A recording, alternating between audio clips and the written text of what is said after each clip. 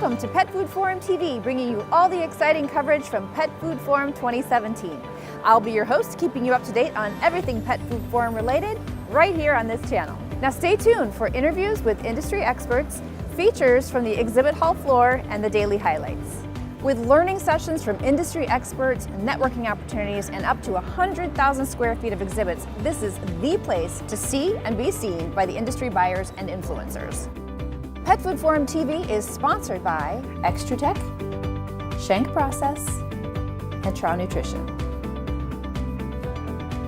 We're coming to you from Kansas City, Missouri, the heart of the animal health corridor.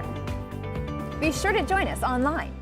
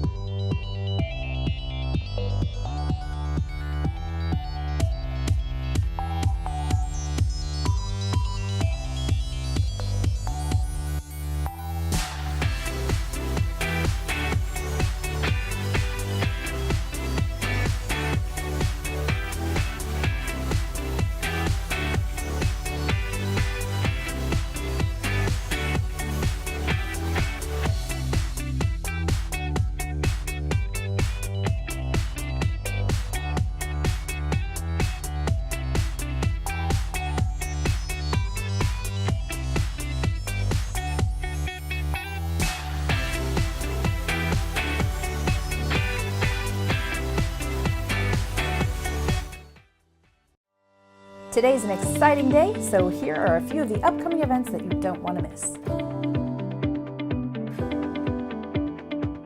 After breakfast, check out Chris Monzalewski's headliner session. Chris will discuss responding to trends that shape the pet food market.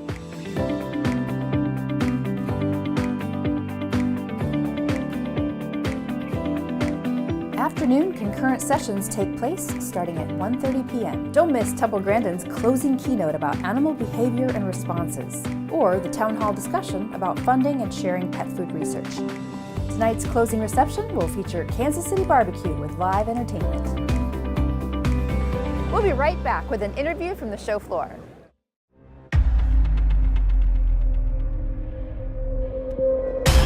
Precision.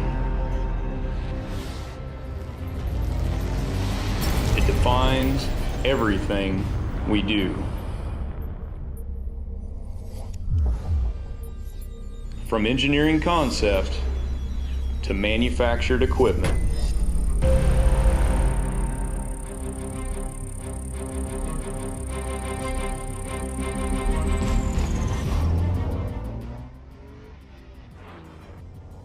We bring this all together to produce state-of-the-art extrusion platforms.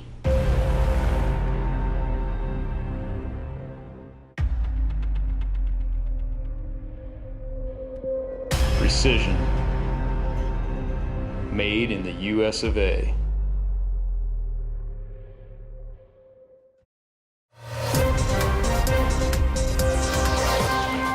Welcome back to Pet Food Forum TV. I'm here joined by Andrew Grinch, a special guest who's presenting at the show here.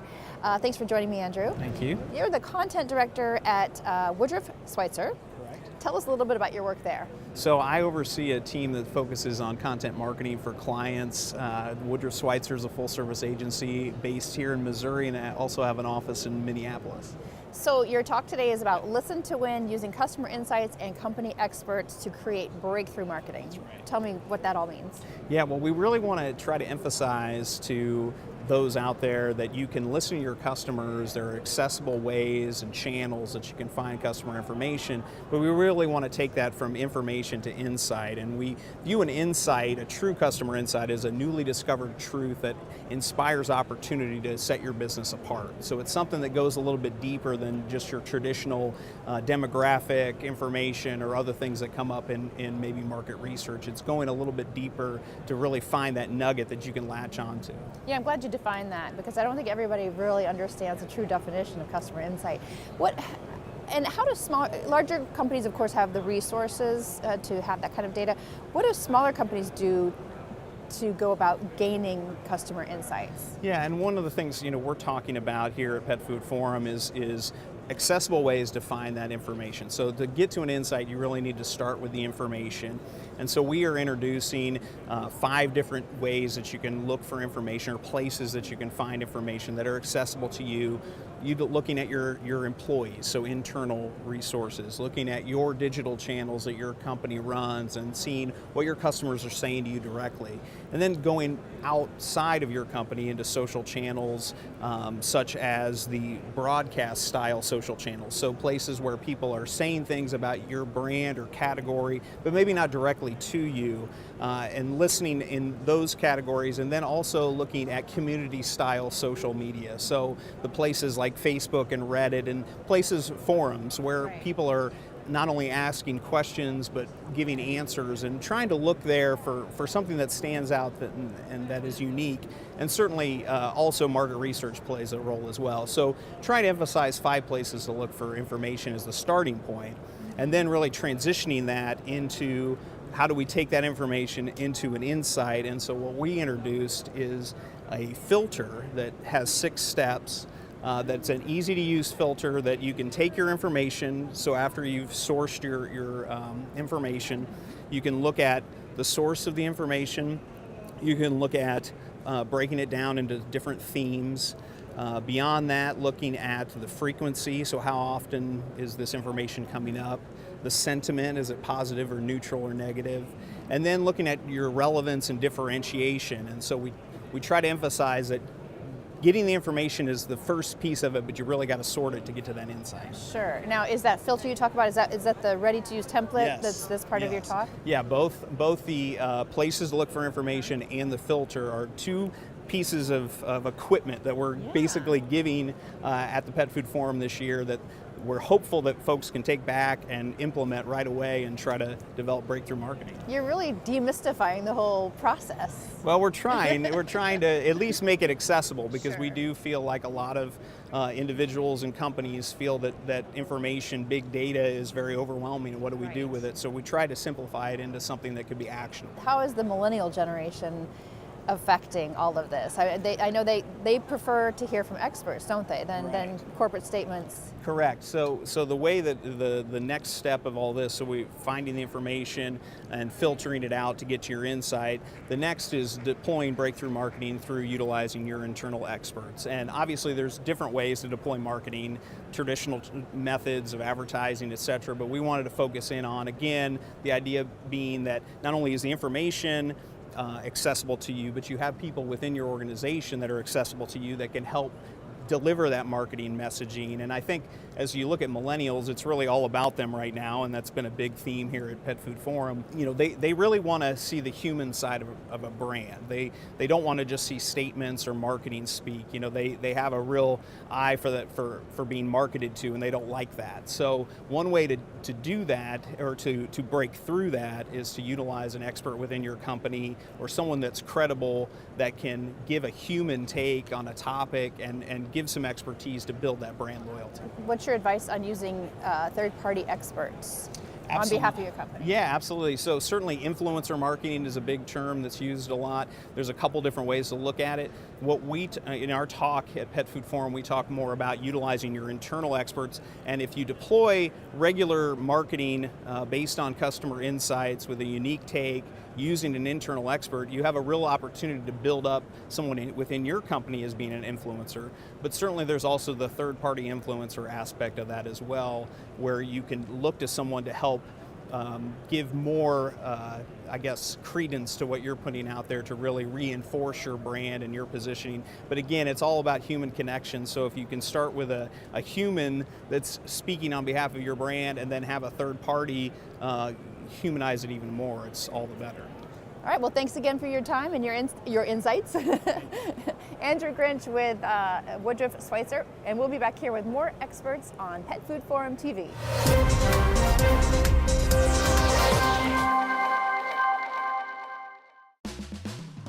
Each day, Trow Nutrition helps pets around the world live a happier, healthier life. Trow Nutrition is an international leader providing the companion animal industry with science-based ingredients. Our efforts lead to discovery and introduction of new, unique, and improved pet food formulas for our customers. Trusted, premium, focused, safe. Blending resources and innovative solutions is our foundation of creating long-term relationships with some of the leading pet food companies in the world.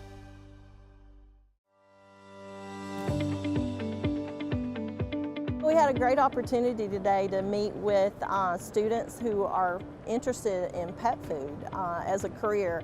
And so they've come here to the Pet Food Forum. They get a great opportunity to just see all kinds of companies. And then Simmons is always looking for great talent to help us build a great company. We participate in it because we're an integral part of the pet food industry. We provide OEM equipment from the extrusion side. So we go beyond that with providing actual solutions for pet food manufacturing. We also understand that there are openings that need to be filled in the employment side of things.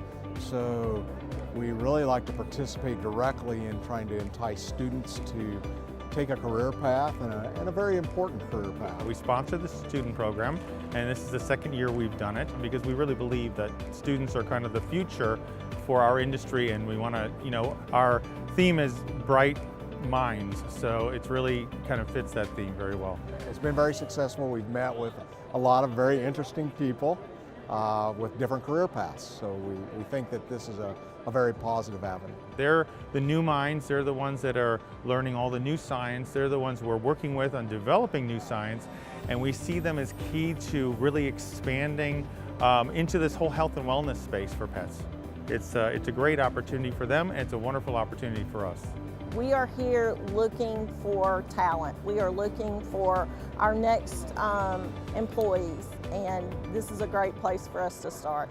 The other option that we have is that because many of us are embedded into this industry, when we do meet a student and we see that they're really bright, we refer them to some of our customers, which are the pet food manufacturers, or we refer them to other ingredient suppliers and say, hey, you should take a look at this person. They have, they're bright, they're energetic, they would be a great fit in this particular role. I'm impressed with the quality of the students and their preparation. I go to a lot of career fairs, some that are at colleges, some that are at events like this, and the students, to a person that I've talked with this morning, have been prepared, able to answer questions, and able to communicate where they're at. I would recommend the student program here at the Pet Food Forum. It's a great program. It's connected to some of the leaders in the university system, and absolutely a benefit for the whole industry. My favorite part is just the enthusiasm, just the knowledge, how bright our future as a country is with these students.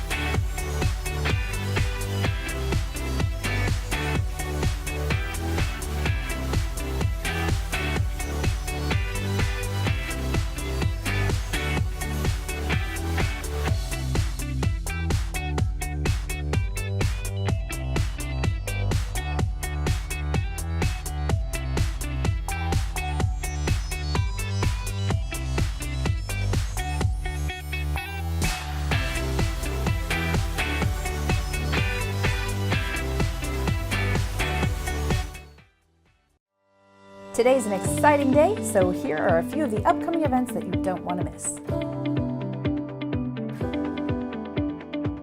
After breakfast, check out Chris Monzalewski's headliner session. Chris will discuss responding to trends that shape the pet food market.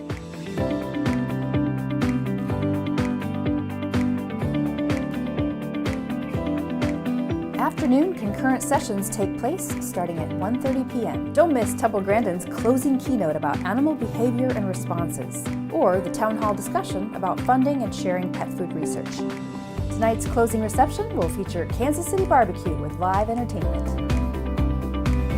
We'll be right back with an interview from the show floor. In this edition of the Extrude Technician, we focus on limited ingredient diets, or LIDs if you will. From an operator standpoint, what can these diets do? They can challenge you to make a good, sustainable pellet. If you want, stop by the booth. We can talk about the challenges that these diets pose.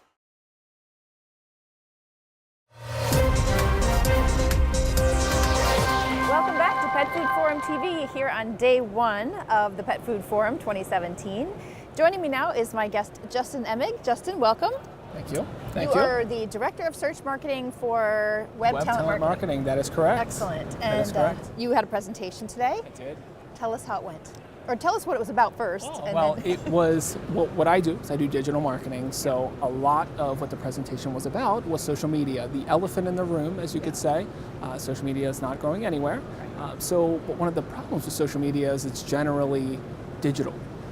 So retailers feel that it's not them. They can't use social media because it's not a traditional medium. I feel that's inaccurate. So a lot of it was that intersection of retail and digital and how you can leverage social to do that. And did you also talk about brands selling direct to consumers? Yes. And retailers as well? That is correct. Okay. That is correct. Social commerce, I guess, is the word everybody uses for it. Sure. So yes, we talked about that a little bit. Interesting trend in the United States. It's not necessarily something that's very popular. As far as consumer adoption, the networks are trying. Facebook has been trying since 2014 to sell us information or sell us products from Facebook. Unfortunately, consumers aren't responding. Why is that, do you know? There's a lot of theories behind it. I feel that the one that holds merit is payment. So if we're just recently becoming comfortable with paying from our phones. And social is almost an exclusively mobile platform. Right. So we're kind of nervous about paying from our phones. And I think that in the United States, that's one of the reasons. If we could buy from our phone, now we're starting to with Amazon, one click. Sure.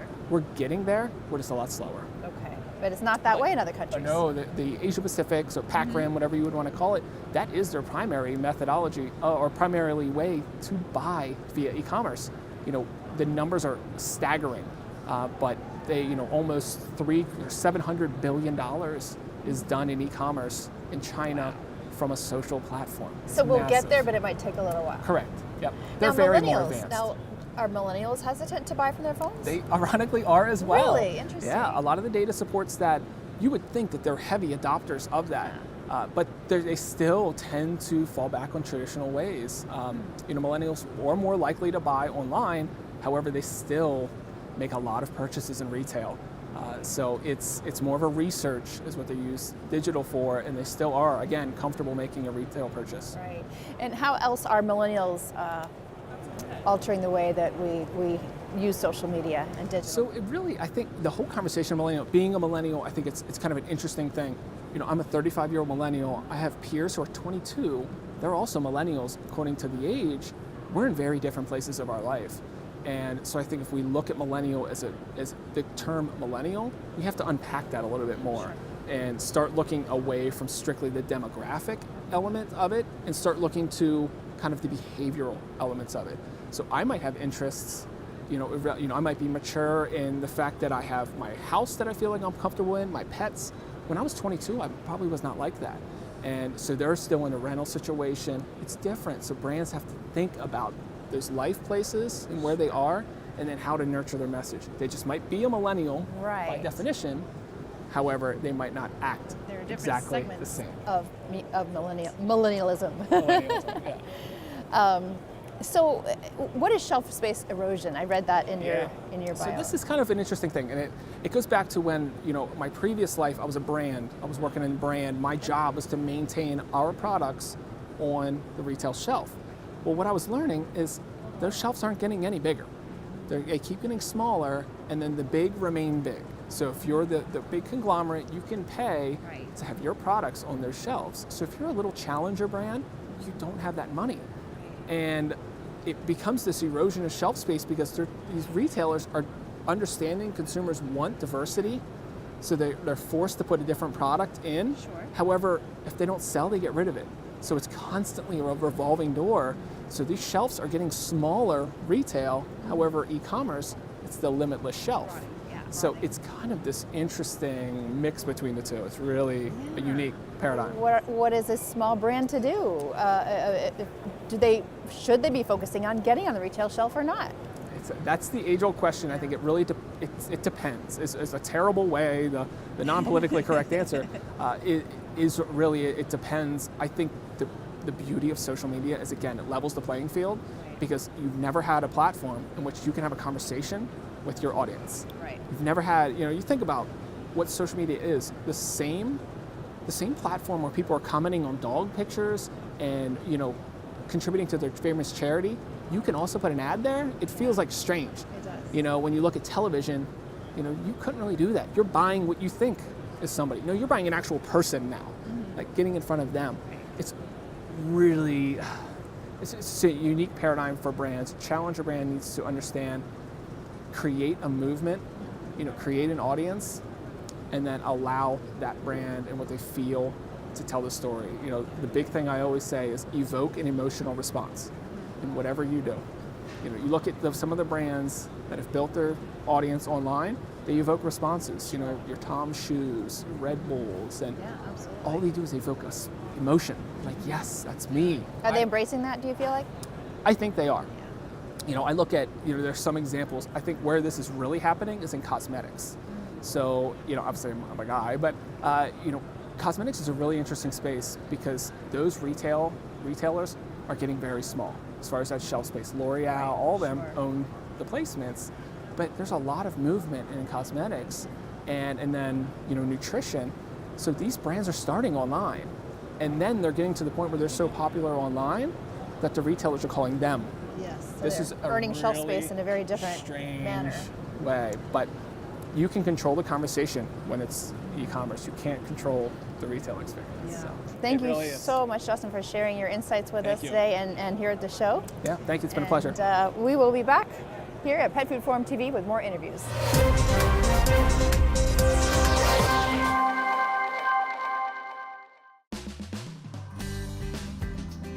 Each day, Trow Nutrition helps pets around the world live a happier, healthier life.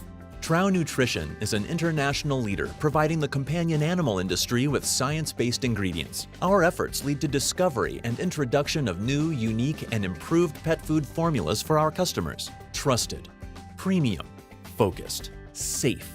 Blending resources and innovative solutions is the right formula to build your pet food business. Trow Nutrition USA is committed to providing superior quality and safe solutions. We pride ourselves on taking the necessary steps to confirm that ingredients and finished blends meet or exceed our customers' standards. Trow's Pet Food Ready quality program safeguards the integrity of our products and ingredient blends. Trow Nutrition has been a leader for decades, blending resources and innovative solutions. Give us the opportunity to create the right formula for you.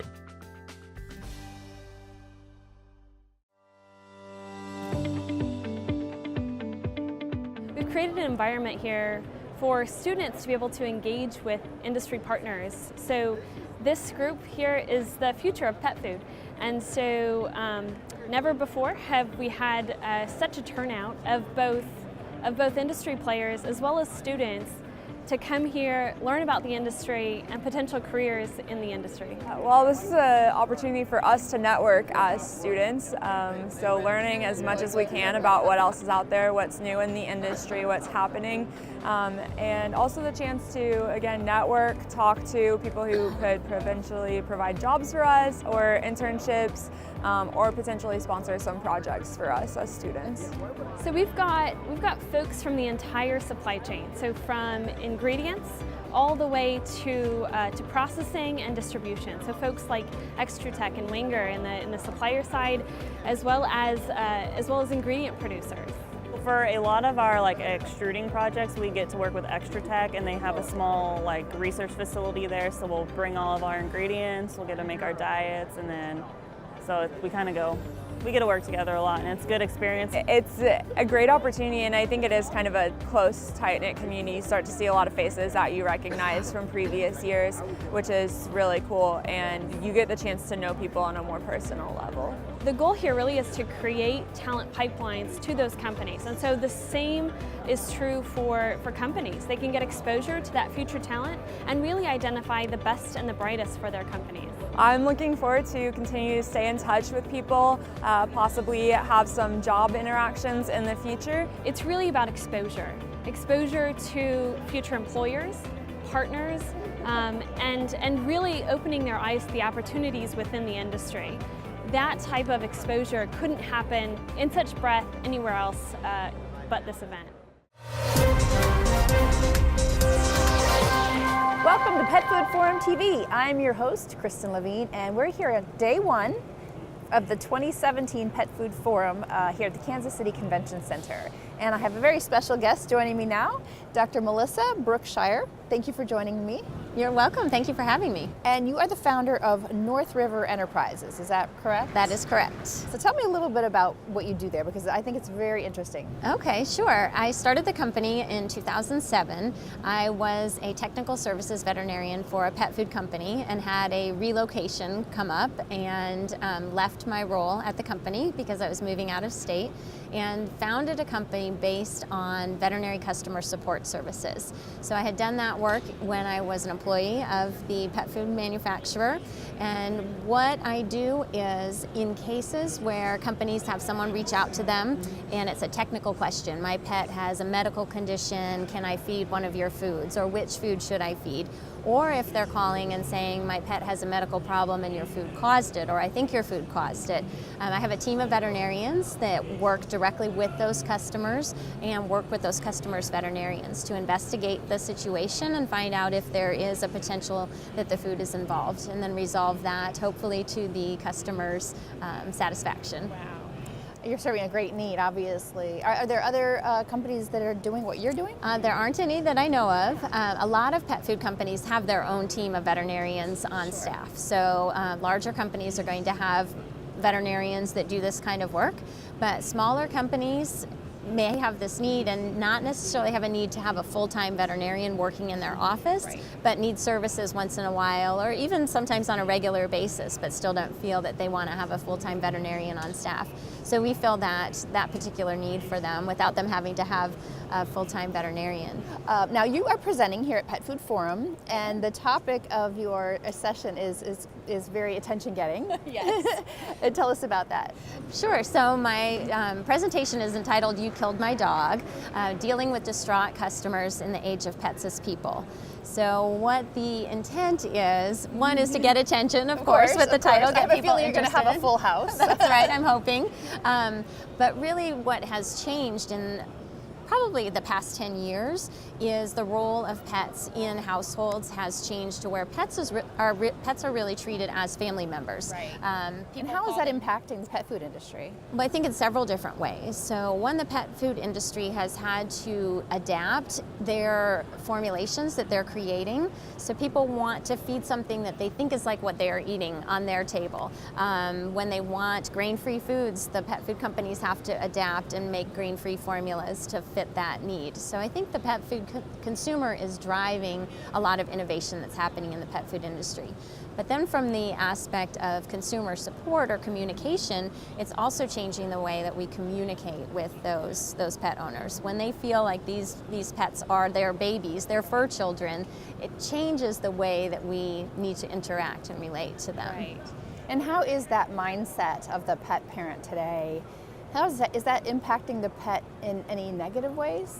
I don't really think so. I think that it's a positive change. I think there are some concerns from maybe a liability standpoint, so more concerns from the company's perspectives and even from veterinarians' perspectives. You know, in the legal system, pets are considered as property, and we've even seen some changes in the law recently that have moved pets more not to the status of children or humans, but closer. Moving them away from being property. Correct, yeah. So I think that's opening the door for liability issues to grow out of control. Kind of like when something happens to a person, there's pain and suffering and things, demands that are much outside of what the scope is allowed now. So I think that that's something that companies need to learn to deal with. What do brands need to do to be transparent and accountable to help ease the consumer's mindset? Right, so I think the most important thing is to provide all of the information about the way the food is manufactured, where the ingredients are coming from, how the ingredients are handled, what the testing is that's being done on the ingredients prior to coming in. The challenge is with millennials growing to the largest group of consumers and the largest group of pet owners. They are demanding information, demanding transparency, but then they're not necessarily buying the information that they're being given. So it kind of brings up this whole new dynamic, this whole new challenge for the industry. How does the industry get that information to those consumers and have them buy into it and accept it, instead of going to other sources that may not have accurate information that they're providing, but that's what's being believed. And are they not buying in because they're skeptical? Or? Yes, I think the mindset is, especially when it's a big company, there's a distrust of large companies. So smaller companies are trusted much more, but large companies that have great reputations and great products, the consumer is less trusting of those companies. How important are customer service skills nowadays with social media being such an immediate platform for complaints or for praise? Right. So I think that customer service needs to be embraced as a very important cog in the wheel of the company. It is so critical that the messaging that's going out, whether it's by telephone, email, a social media post, that messaging is clear, concise, empathetic, and hits all of those markers. To have somebody that doesn't know pet food, doesn't know pets, just answering your Twitter feed or your Facebook post just to get it done is not acceptable. It needs to be somebody who's trained in customer support and trained in pet food or pet health, have a pet background. Awesome. Well, we are excited about your presentation, and thank you so much for joining us today. Well, thank you for having me. We'll be back here on Pet Food Forum TV with more experts.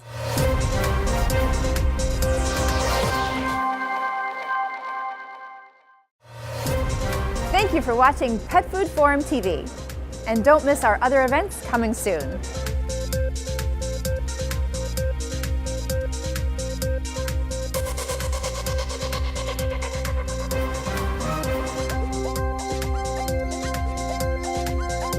Be sure to join the pet food industry community online.